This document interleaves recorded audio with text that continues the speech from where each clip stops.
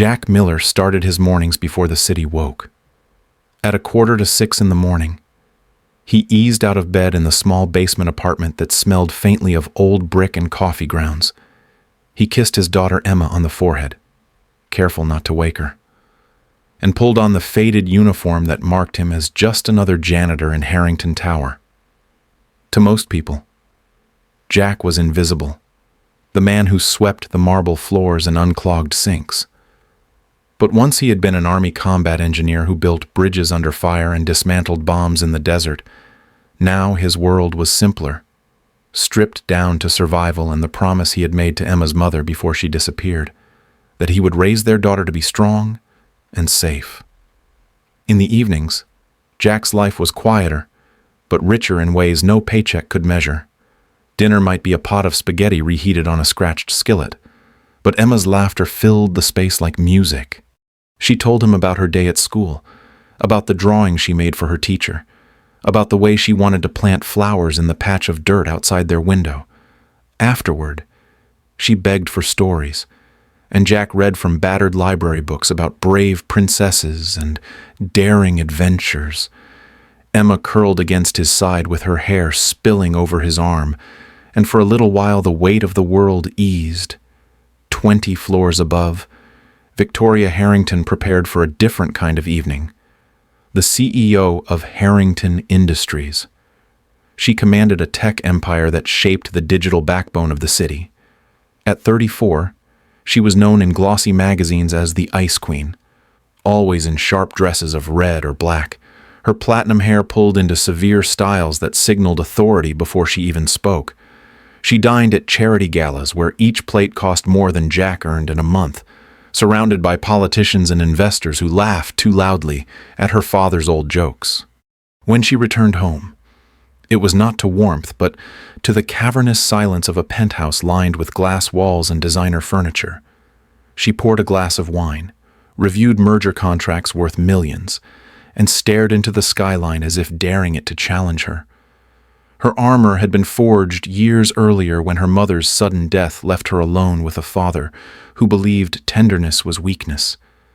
He molded her into a weapon of efficiency, a fortress in heels, a woman who trusted no one. Lovers came and went, seeking her beauty, her money, or her influence, but never her heart. That organ was locked away, buried under years of caution and ambition. The contrast between Jack and Victoria was stark. While he scraped by to pay rent and patched Emma's backpack with thread, she approved budgets larger than small nations. While he fixed leaky pipes in the sublevels of Harrington Tower, she signed contracts in the glass boardroom that overlooked the city. They occupied the same building, yet they lived in separate universes. To her, he was just another worker, a shadow in the background. To him, she was the untouchable woman in red who never made eye contact when she passed through the lobby. They were parallel lines, never meant to intersect. Yet fate, with its sharp edges and cruel timing, had other plans. In the heart of the same tower they both called their world. An unseen danger was stirring, one that would pull the janitor from the basement and the CEO from her throne, colliding their lives in a way neither could have imagined. The storm had been pounding the city since dusk, sheets of rain slanting against the glass walls of Harrington Tower. By 11, 15, or 11:15 at night, Victoria Harrington stepped out of the boardroom with her heels clicking against the marble floor, her mind already moving to the next morning's agenda. The garage below was dim, the fluorescent lights humming, shadows stretching across concrete pillars. Her bodyguard walked ahead, scanning the silence. She reached for her phone, thinking about the message she needed to send. When the stillness cracked, a hiss, almost like a whisper, and then the bodyguard staggered, a silenced round tearing into his shoulder. He dropped to the ground, a small USB drive sliding from his pocket and skittering across the wet concrete. Victoria froze, her breath caught. Out of the corner of her eye, she saw figures shifting between the pillars, weapons raised. Her polished world of contracts and control meant nothing here.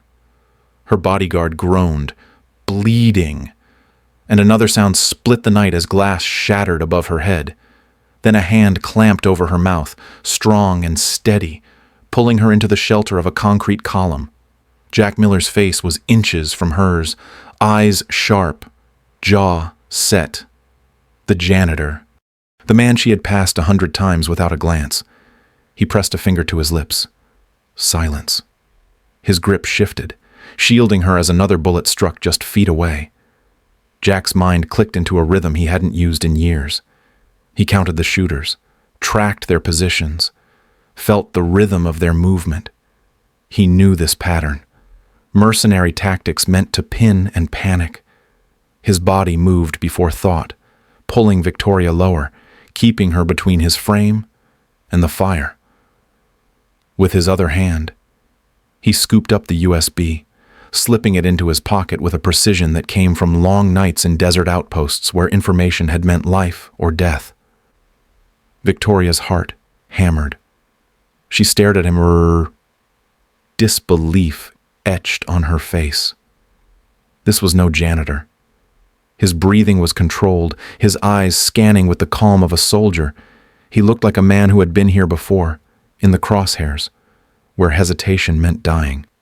The attackers shifted again. Closer now, their steps echoing in the vast garage. Jack tightened his hold on Victoria's wrist, signaling 3 quick taps. Stay down. Her red dress brushed against oil stains on the concrete, a smear of glamour against grit. She obeyed, because in that moment her life depended not on money or power, but on the man everyone overlooked. The garage echoed with silence, broken only by the drip of rain and the faint shuffle of boots. Jack crouched lower, the USB burning like a secret in his pocket. He didn't know what was on it, only that it was worth killing for. And now he and Victoria were trapped, danger closing in from every side. The safe house sat on the edge of the city, a forgotten brick building that had once been part of a military training facility.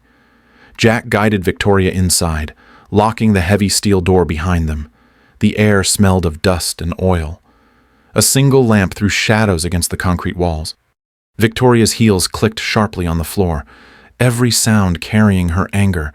She had never felt so stripped of power, forced to follow a man she had barely noticed before tonight.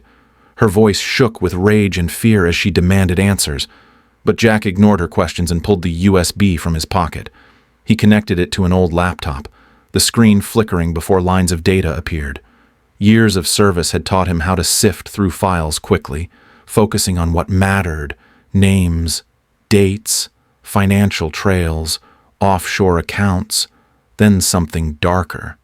Hidden inside reports and medical records was evidence that Oliver Cross, the chief operations officer, had been orchestrating a silent coup.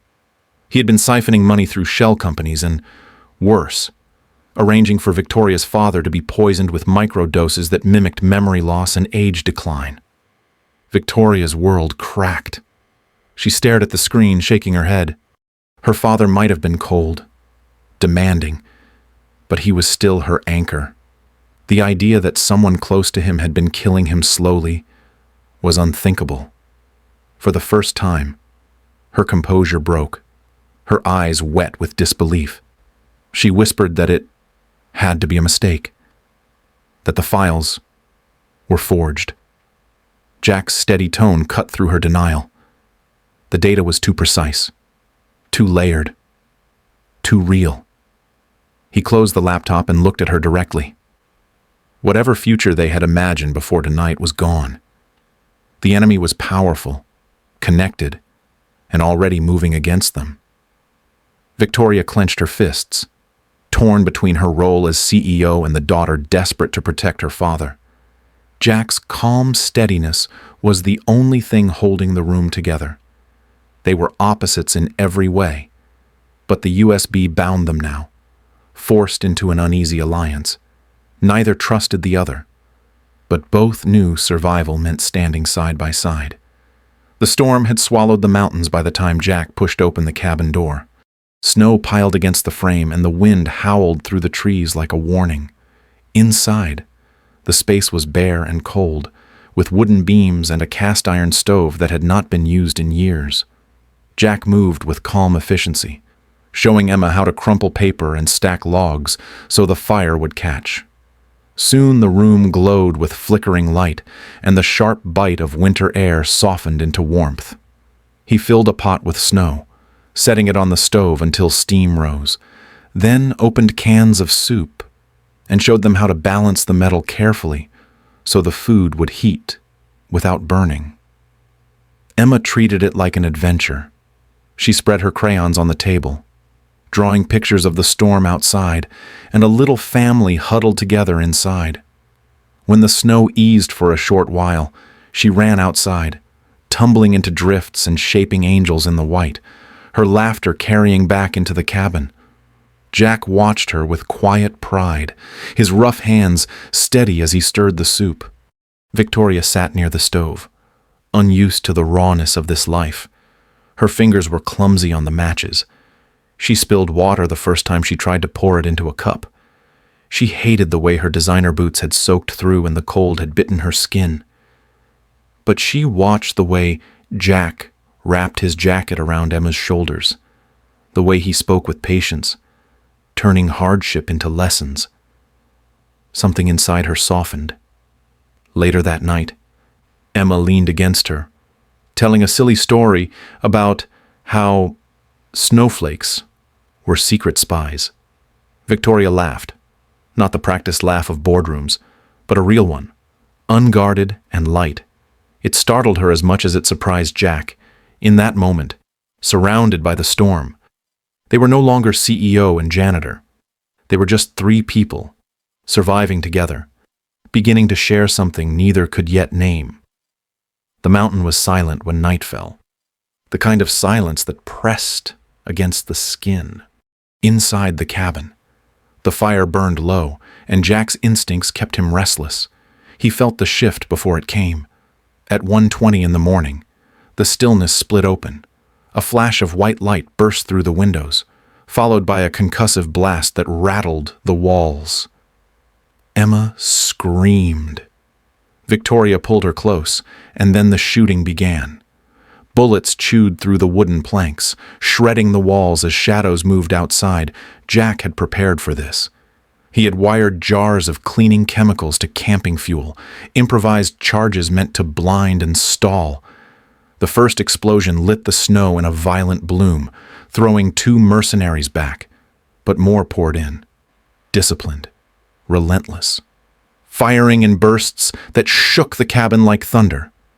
Jack moved with controlled precision, every shot measured, every motion calm. Years of training surfaced as he reloaded and redirected, his body a wall between the attackers and his family. Still, the numbers pressed in. A mercenary burst through the back door, slamming into Jack. They crashed against the table, fists and elbows striking. Jack's strength faltered as the man pinned him, weapon rising for the kill. The sound that followed was raw and brutal. Victoria, trembling but fierce, swung the heavy cast-iron pan with both hands. The impact dropped the mercenary instantly, blood splattering across the floorboards. For a moment, the only sound was Victoria's ragged breathing, her eyes wide with the shock of what she had done. Jack stared at her, stunned, admiration flickering through the chaos. She was no longer the untouchable woman from the boardroom. She was fighting beside him, protecting Emma, risking everything. Another round of fire ripped through the cabin. Jack grabbed Victoria's arm, pulling her toward the cellar door. He told her the truth she already knew.